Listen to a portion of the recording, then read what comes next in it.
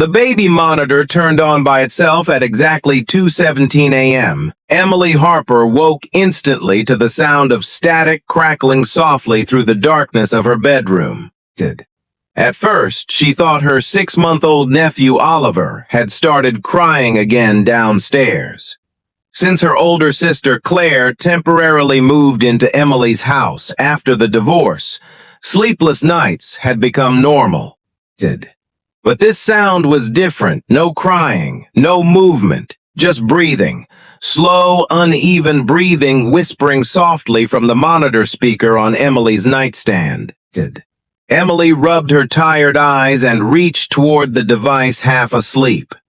The digital screen displayed the nursery camera feed downstairs. Oliver slept peacefully inside the crib beneath dim blue nightlight glow. Everything looked normal except for one thing. Someone stood beside the crib. Emily froze instantly. A tall, shadowy figure leaned motionless over the baby, watching him sleep. Its face remained hidden inside darkness while static distorted around its body unnaturally. Emily sat upright immediately.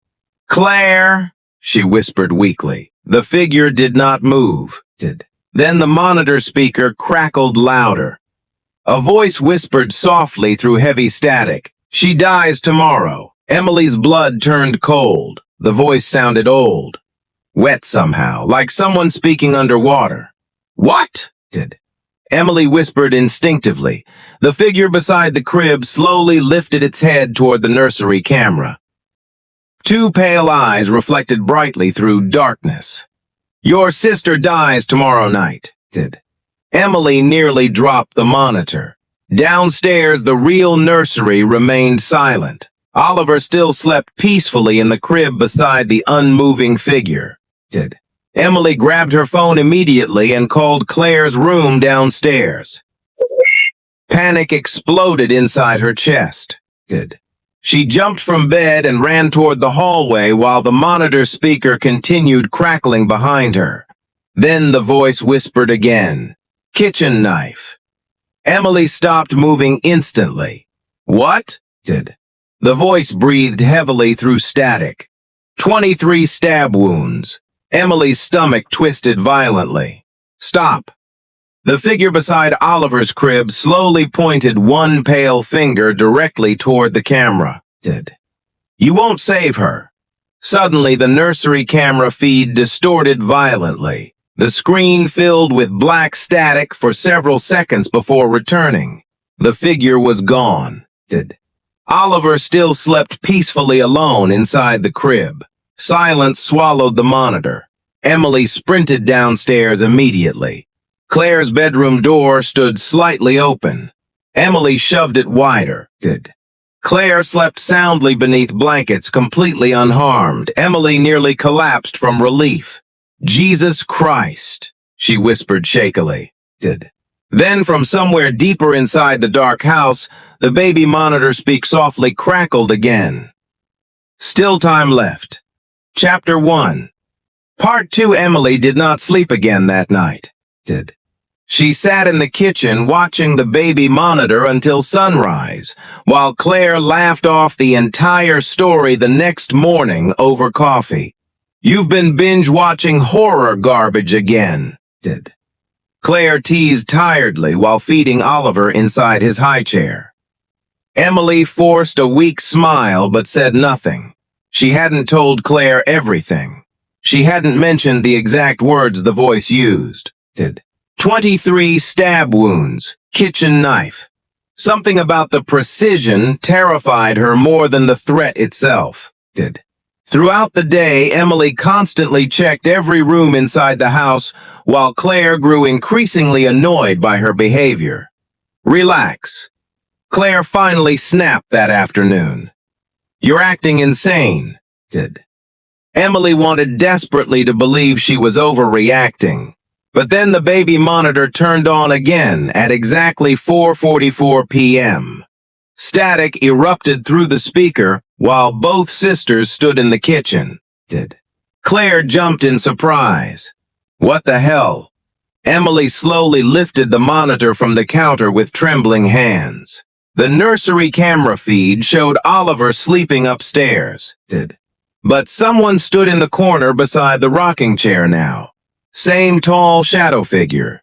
Same pale eyes hidden inside darkness. Claire frowned. Is someone in the room? Then the voice whispered through static again. She doesn't believe. Claire's face lost all color instantly. The monitor crackled louder. Tomorrow night.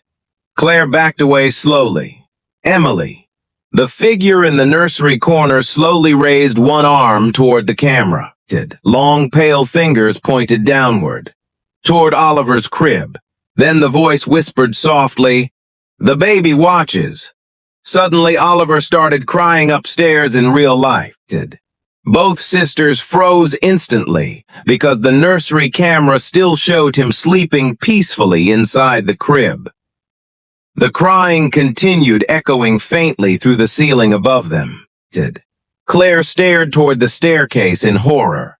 Emily whispered shakily, "Oliver's downstairs." They both looked toward the kitchen high chair. Empty. Claire screamed. The crying upstairs stopped instantly. Silence swallowed the house. Then the monitor screen flickered violently again. Now it showed Oliver sitting upright inside the crib, staring directly toward the camera with completely black eyes. "Mommy dies tomorrow," he whispered using a deep adult voice that definitely did not belong to a baby. Claire dropped the monitor instantly. The screen shattered against the kitchen floor. Upstairs, footsteps suddenly echoed across the nursery ceiling. Chapter 1. Part 3. Claire grabbed Emily's arm hard enough to hurt. "What's upstairs?" Emily could barely breathe. The footsteps above them continued, slowly crossing the nursery floorboards. Heavy footsteps. Not a baby. Not Oliver. Then came the sound of the rocking chair creaking softly back and forth. Creak, creak, creak. Claire whispered weakly, "Oliver." Before Emily could stop her, Claire sprinted toward the staircase. "Wait!" Emily followed immediately while panic exploded inside her chest. The upstairs hallway stood dark and silent, except for the nursery door at the far end, slowly moving back and forth slightly, as if something inside had just touched it. Claire reached the nursery first and shoved the door open hard. The room stood empty. Oliver slept peacefully inside the crib beneath the blue nightlight glow exactly like before. No shadow figure, no movement, nothing. Claire grabbed Oliver from the crib immediately while crying softly in relief. "We're leaving," she whispered shakily. Emily nodded quickly. "Yeah." Then the baby monitor speaker downstairs crackled loudly enough for both sisters to hear from upstairs. Too late. Every light inside the house flickered violently. Oliver suddenly began screaming in Claire's arms. Not crying, screaming. The baby's eyes remained locked toward the dark hallway behind Emily. Slowly, Emily turned around. The hallway looked empty at first. Then something moved near the ceiling. A woman crawled upside down across the hallway above them unnaturally fast. Long black hair dragged across the ceiling while pale limbs twisted backward at impossible angles. Claire screamed so loudly it hurt Emily's ears. The thing stopped directly above them and slowly lifted its face downward. Emily nearly vomited from terror. The creature had no eyes. Only deep black holes leaking dark liquid across pale skin, but its mouth smiled impossibly wide. Then it spoke using Oliver's voice. 23 times. The hallway lights exploded instantly into darkness. Claire ran blindly downstairs carrying Oliver, while Emily followed screaming. Behind them, something crawled rapidly across the ceiling above the staircase. Wet cracking sounds echoed through the house while the creature moved impossibly fast. Then suddenly every television inside the downstairs living room switched on simultaneously. Static filled the screens. Slowly, one image emerged across all televisions together. Claire standing in the kitchen tomorrow night covered completely in blood. A knife protruded from her chest while Oliver sat silently nearby watching. Emily stopped breathing. On-screen, Claire slowly lifted her head toward the camera. Then she whispered weakly, "It already happened." Chapter 2. Claire locked herself inside the guest bedroom immediately after sunset the next evening. She refused to leave the room no matter what Emily said. Every kitchen knife inside the house had been hidden in the garage, every door and window locked. Police already searched the property earlier that afternoon, after Claire hysterically reported an intruder inside the nursery. But they found nothing except disconnected baby monitor equipment. Emily sat outside the bedroom door holding Oliver while silence swallowed the house around midnight. For several hours nothing happened. No voices, no static, no movement upstairs. Slowly Emily began convincing herself maybe the nightmare was finally over. Then the baby monitor turned on again. Static exploded through the hallway speaker beside her. Oliver instantly started crying in her arms. Emily stared at the glowing monitor screen, trembling uncontrollably. The nursery camera feed had returned by itself despite the device being smashed yesterday. The shadow figure stood beside the crib again, waiting. Then the voice whispered softly, "Wrong, sister." Emily's blood froze instantly. "What?" The voice crackled louder. "Claire survives." Silence followed briefly. Then, "You die instead." Emily backed away from the monitor immediately. "No." The figure beside the crib slowly tilted its head unnaturally sideways. Same knife. The guest bedroom door suddenly creaked open behind Emily. Claire stood there pale and exhausted, holding a baseball bat. "What did it say?" Emily slowly looked toward her sister while terror crawled through her chest. Before she could answer, Oliver stopped crying instantly.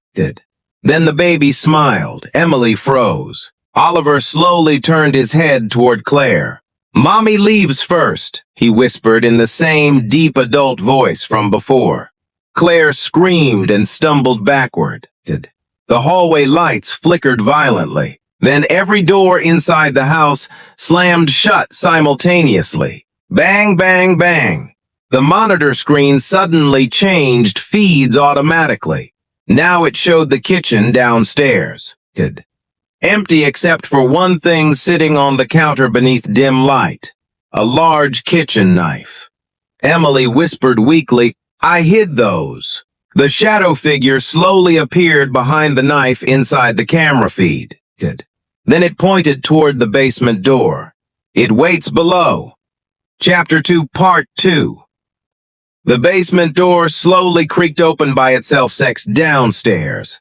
Darkness stretched beyond the staircase beneath flickering kitchen lights. Emily gripped Oliver tightly while Claire backed away, shaking uncontrollably. "We're leaving," Claire whispered desperately. But the front door refused to open. Emily pulled violently against the handle while panic exploded inside her chest. Locked, jammed somehow. Then the televisions turned on again throughout the living room. Same static, same footage. Except this time, the bloody woman in the kitchen wasn't Claire anymore. It was Emily.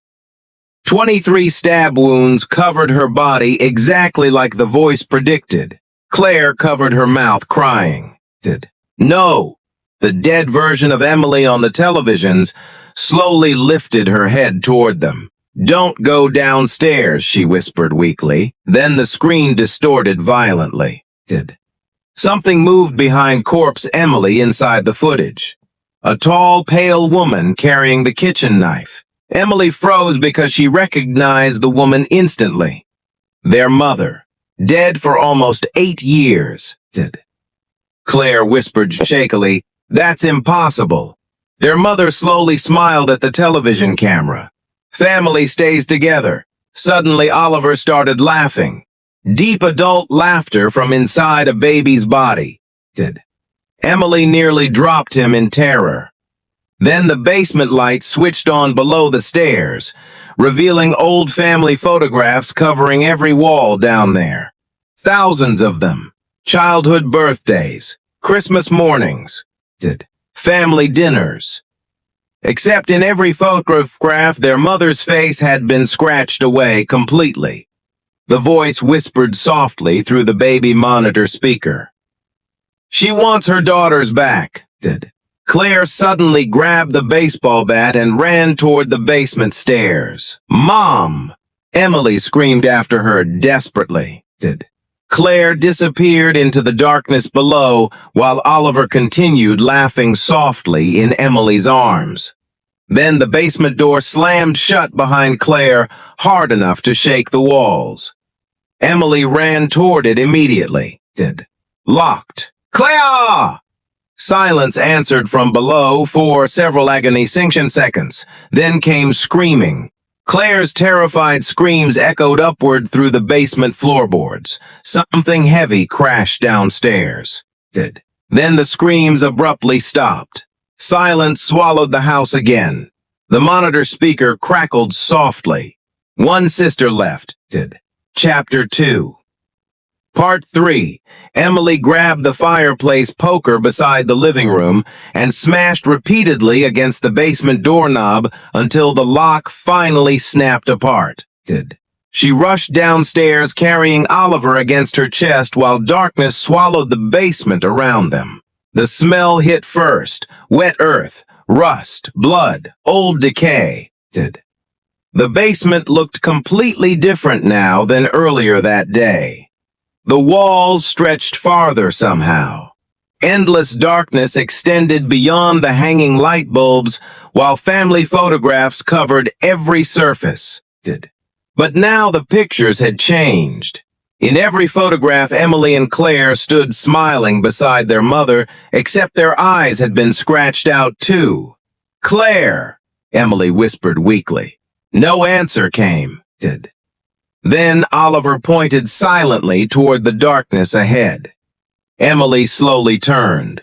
Claire stood motionless at the far end of the basement beside their mother, both smiling unnaturally beneath flickering lights.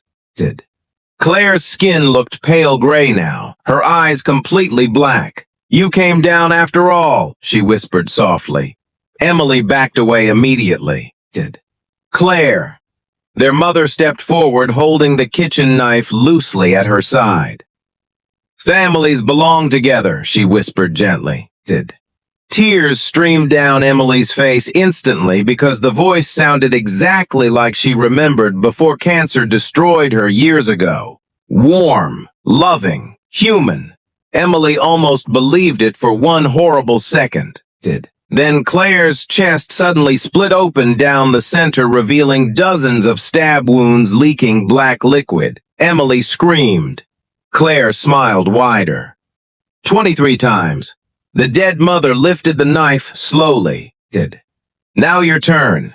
Every light in the basement exploded instantly into darkness. Emily ran blindly through the endless basement corridors while wet footsteps followed behind her rapidly. Oliver cried hysterically against her shoulder. Family photographs peeled themselves off walls while whispering voices echoed through darkness around them. Don't leave again. Stay with us. Family forever. Emily finally saw the basement staircase ahead, illuminated faintly by kitchen light upstairs. She sprinted toward it desperately. Then something grabbed her ankle hard from the darkness below. Emily crashed violently against the stairs while Oliver screamed. Pale hands emerged from beneath the basement floorboards, gripping her legs. Claire's face slowly appeared between the wooden planks, smiling upward. Mom missed you. Emily kicked desperately free and scrambled upstairs carrying Oliver while the entire basement shook violently behind them. The moment she slammed the basement door shut, silence returned instantly. Morning sunlight poured softly through the kitchen windows. Everything looked normal again. No blood, no photographs, no voices. Police later searched the house after Emily reported Claire missing. They found no sign of struggle anywhere, but investigators recovered one strange piece of evidence from the damaged baby monitor's internal recording system. A final audio clip recorded at exactly 2:17 a.m.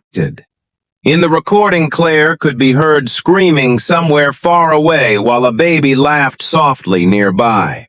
Then a woman's calm voice whispered clearly through static, "One daughter returned. One still remains."